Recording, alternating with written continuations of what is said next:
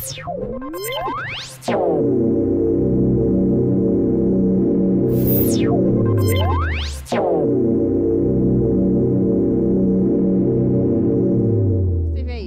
zijn we hier bij de First Women Conference of Europe 2011 at the Passengers Terminal Hall te Amsterdam.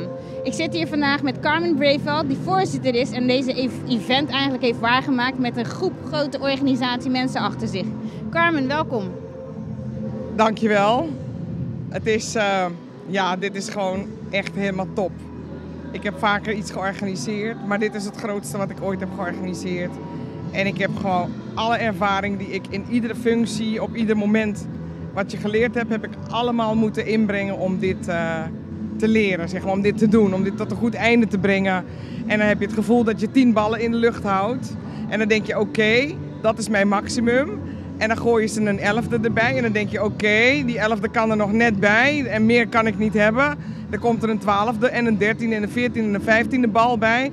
En dan denk je op een gegeven moment van, oké, dit is het, weet je wel. Maar ik ben blij als ik het resultaat zie.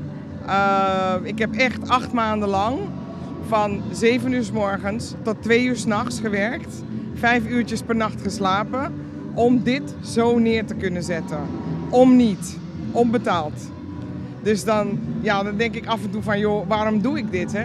Maar ik wil zo graag dat het gaat verbeteren in Nederland voor vrouwen. En dat vrouwen gewoon ook hun kansen gaan pakken en hun deel van die economie gaan pakken. Dat zit zo diep bij mij dat je gewoon door blijft gaan. Als we eens kijken naar de hele dag. Hoe heb je dat inderdaad? Je zegt van, nou ja, ik heb best wel heftig ervaren. Ik heb alle ervaringen moeten toepassen die ik tot nu toe in mijn leven ergens heb opgedaan. Dus dat was een uitdaging op zich. Maar wat voor voldoening gaf het je eigenlijk aan het einde van de avond en gedurende de awards om iedereen met een glimlach te zien eigenlijk? Nou, de mensen zijn zo enthousiast en zo voldaan. En dat geeft jou weer voldoening. Van ja, daar heb ik het voor gedaan. En dat is niet in geld uit te drukken. En je leert ook precies als je zoiets moeilijks neerzet in Nederland. Dan leer je wie zijn je vrienden en wie zijn je vijanden. En ik moet zeggen, ik ben positief verrast door de mannen die allemaal gezegd hebben, heel goed dat je dit gaat doen. En die mannen ondersteunden mij onvoorwaardelijk. En er zijn toch een paar vrouwen geweest die gezegd hebben, even kijken of we haar kunnen laten struikelen. Want wie denkt ze wel dat zij is om dit te organiseren? En dan word je weer door anderen geholpen en dan denk ik, nou, ik zal jou een poepie laten ruiken. Dus die zaten vanavond ook in de zaal en die zaten echt te kijken van, damn. Toen ze die modeshow zagen, wat ze nog nooit in hun leven gezien hebben, zo compleet, zo professioneel. Nou, ik zag ze echt met open mond kijken en toen dacht ik, nou, dit is een gemiste kans voor jullie geweest, want jullie logo had daarbij kunnen staan. Dus ik laat ze gewoon met kwaliteit zien, veeg ik jou van tafel. Gewoon met kwaliteit, niet met ruzie, maar met kwaliteit. En dat is een heerlijk gevoel, ook voor de sponsoren die wel in je geloven. Daarom, ze hebben allemaal voor 3 jaar getekend en 1 sponsor heeft voor 4 jaar getekend. Want ik heb gezegd, of je gaat met mij all the way of niet. Dus we gaan dit in ieder geval 3 jaar groter maken. Ik wou net zeggen, over sponsoren gesproken. Ik heb inderdaad gesprek gehad met een van je sponsoren, Ernst & Young. En inderdaad, die gaven aan, volgend jaar zijn we erbij. Wat is je doelstelling voor volgend jaar? Hoe moet het er volgend jaar uitzien? Nou, ik moet zeggen, dit is de eerste keer geweest. Het is de bedoeling dat het steeds groter gaat worden. En door die uitingen in de media ben ik benaderd door de Europese Federatie van Zakenvrouwen. Van de Witte Zakenvrouwen en de Europese Federatie van Zwarte Zakenvrouwen. Die willen nu met z'n drieën een gesprek. Want die willen heel Europa nu erbij gaan betrekken om al die landen uit te nodigen in een nog grotere locatie. En ik heb hier met PTA ook voor 3 jaar afspraken gemaakt. Maar ze hebben gezegd, Carmen, als het groter wordt en je gaat naar een andere locatie, geen hard feelings. Want de Millionaire Fair is ooit hier begonnen en beslaat nu de hele RAI. En dat is alleen maar het succes daarvan. Ik wens je alle geluk toe en ik hoop voor jou ook dat je moet uitwijken naar een grotere locatie.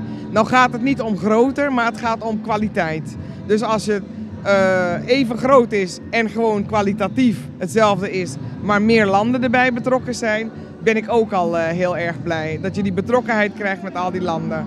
Want die Europese Federatie die staat ver boven alles. En het feit dat zij mij nu elke dag bellen van we willen alstublieft met jou praten. Toen dacht ik van volgens mij heb ik iets in handen. heb ik goud in handen. Ja, ik wou net zeggen, dat klinkt als goud inderdaad.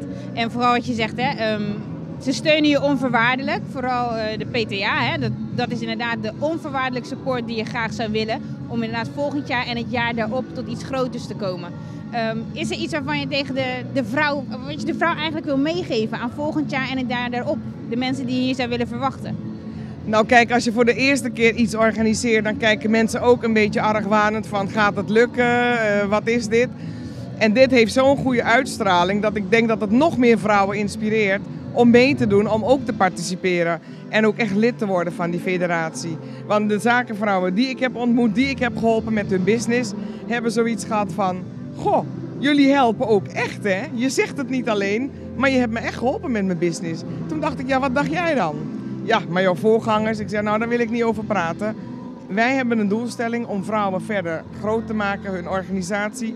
Als ik leergeld betaald heb, waarom zou jij ook weer leergeld moeten betalen als ik jou kan influisteren? Doe het zus en zo, pas op, want anders gaat het fout. Dat is voor mij een kleine moeite en jou scheelt het weer een hoop geld en leergeld. Nou, ik wil zeggen in ieder geval, als vrouw zijnde en young professional heb je mij voldoende geïnspireerd en motiveerd om in ieder geval door te pakken. Ik hoop dat het ook geldt voor de kijkers van NOS TV thuis. En ik nodig de vrouwen in ieder geval uit om volgend jaar hierbij aanwezig te zijn. En de mannen die ze onvoorwaardelijk steunen. En ik zou zeggen, tot dan. Dankjewel.